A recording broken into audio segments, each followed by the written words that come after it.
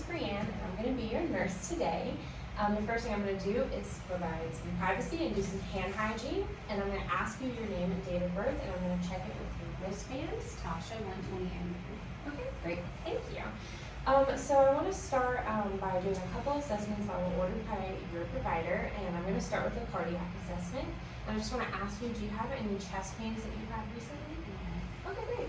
And then ideally, you would be sitting up at a 45-degree angle for me to check for JVD, which is jugular vein distension. And I'm just going to have you look to your left. Great. And then look to your right. Perfect. And then I'm going to just go ahead and touch on some pulse points bilaterally. So I'm going to check you radially on both sides. Great. And then I'm going to check you post-tibial on both sides. And then on your dorsal pedis as well.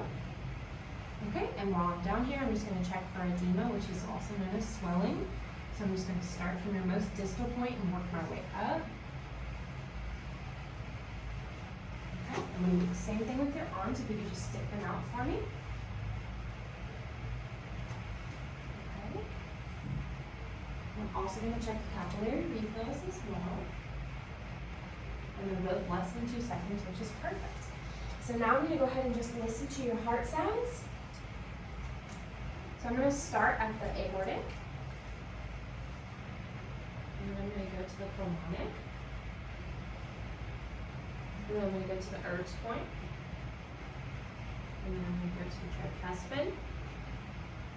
And the mitral. And then I'm going to go mid-clavicular with you, which is like a halfway point in your clavicle. I'm going to go to the 5th intercostal space to find the apical pulse, which I'm going to auscultate for about a full minute. And everything sounds great, which is exactly what we like to hear. And then I'm going to go ahead and move into your respiratory assessment. And I'm going to ask, do you have any history with smoking or anything like that? Okay, great. And then have you had a cough recently? Okay, and then that's all good to hear as well. So I'm also going to listen to your lung sounds.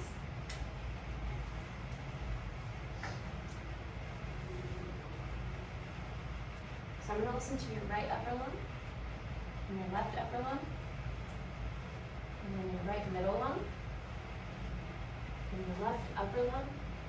And then if you could just raise your arms up so I could listen to your right lower lobe, and your left lower lobe. And then I'm going to have you lean forward so I can listen to your left upper lobe, and your right upper lobe, and your left lower, and your right lower.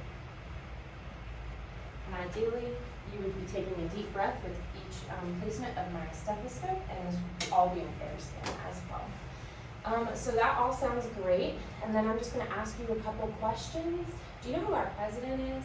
Joe Biden. Joe Biden. Okay, and do you know where you're at? I'm at school. Okay, and do you know why you're here? I'm studying. Okay, great. And I'm just going to go ahead and check your pupils. So if you could just look directly at the wall behind me. So I'm going to check your pupils. Ready?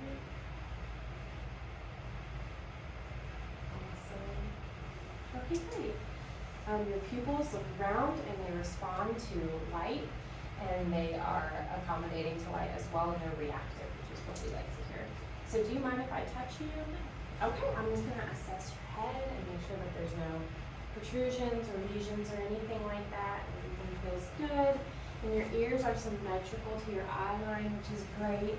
And then I'm also just going to have you plug one side of your nose and take in a deep inhale. Okay, great. And you can just do that on the other side as well. And then I'm just going to touch your throat really quick. Can you swallow for me? Awesome. And your trachea is midline as well, which is all good. And then my next questions for you are part of my, it's called a heat assessment. So I'm going to ask if you've had any headaches recently. No? Okay. Have you had any like blurred vision?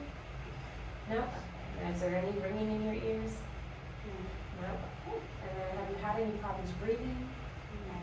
Okay. And then do you have any problems swallowing? Even though I just assessed you, do you have any problems swallowing? Okay, great. All right, now I'm going to move on to my musculoskeletal assessment. So I'm going to just come down here really quick, and I'm going to check your cup your elbow to see if I can feel any crackling or anything like that. And I'm going to have you flex for me. Awesome. And then extend. And I'm going to do it against my resistance. Great. I'm going to do it again as well. I'm going to check your wrist. I'm going to turn your arm over and check your wrist. And I'm going to do the same thing so that you can flex for me. And then go to normal, extension, and then hyper extension. Great. And then you can do it against your hand. Awesome. Great. And those all feel good. So I'm going to check that bilaterally and make sure everything is symmetrical. So I'm going to do the same thing over here. Great. And you can just flex for me. Awesome. And then we can do it against my pressure. Great. And then we can, great job. You can flip over and then check your wrist as well. Awesome. Job. And I'm going to come over here and check your knees. I'm going to do the same thing with your knees so you can extend for me. Great. And flex. Awesome. So you're going to do it against my pressure. Great. And against my pressure as well. And that's checking the tone as well. I'm going to do it with your ankle. So you can do a plantar flexion, which is point your toes down on the floor. And then there you go. Great. Dorsal flexion, which is bringing it back up to the sky. So you can do it against my pressure. Just push against my hand. Thank you. Good job. I'm going to check it on the other side as well. So I'm going to have you plantar flexion, which is bring your toes to the floor. And then bring it back to the sky with dorsal flexion. Great. Good job.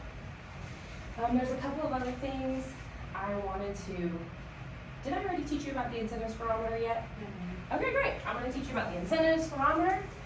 Going back to your pulmonary assessment, I did forget to tell you about the incentive spirometer, which is if you inhale deeply with it, it should help you clear out any mucus or extra sputum in your lungs that can lead to pneumonia. And you want to do this ideally 10 times every hour. And then also the turn, cough, and breathing. You want to lay on your side and take deep breaths and try to push out a good cough, and that should help clear out any extra mucus as well. So here's this for you. You're welcome. And this obviously doesn't apply to you, but we have a Glasgow scale, which is usually evaluates the person's level of consciousness after a head injury. But since you're alert and conversing with me, I don't think you have that problem. Last little bit of assessment here is I'm going to check your gait, which is just walking. So if you could just walk to this wall for me. Great, everything looks stable. Awesome. And now we're going to do tandem walking, which is heel to toe, and just make sure that your eyes are up and ahead of you. Great. Good job. So now I'm going to have a Romberg test, which is like your eyes are just going to close and make sure you don't fall. Okay, great. And then last but not least, I'm going to do a whisper test on you. I'm just going to whisper a couple words and you're going to repeat them out loud. Blue. Dog. Good job. So then my last question to you would be, have you had any joint pain or any broken bones recently? No. Okay, great. Is there any other thing? Is there anything else I can help you with? No, ma'am. All right, you can take a seat and the doctor will be with you shortly. Thank you.